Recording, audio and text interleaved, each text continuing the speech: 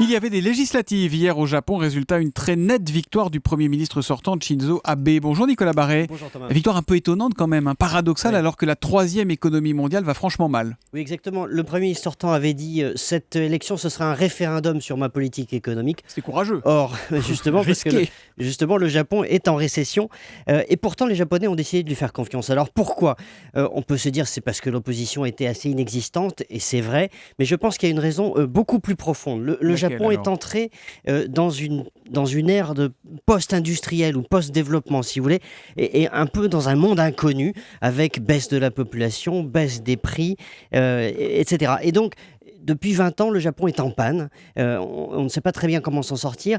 Et finalement, paradoxalement, pour essayer de guider ce pays à travers cette période très difficile, les Japonais ont en quelque sorte choisi la sécurité en faisant appel au Parti libéral-démocrate qui gouverne ce pays pratiquement sans interruption depuis la fin de la Seconde Guerre mondiale. Mais alors c'est quoi le plan de ce Premier ministre ? C'est quoi ce plan qui l'a fait gagner ? Il a un plan d'abord en faisant baisser le yen, qui a baissé 30% par rapport au dollar, en relançant l'inflation grâce à la Banque centrale.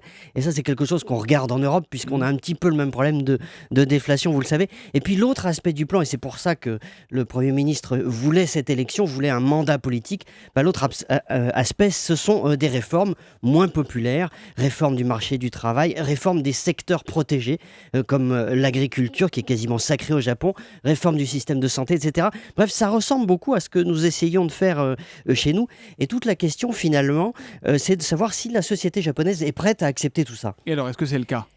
On voit bien la difficulté de ces réformes. Ils ont voté pour. Donc Oui, alors chez nous, c'est très difficile, toutes ces réformes dites structurelles.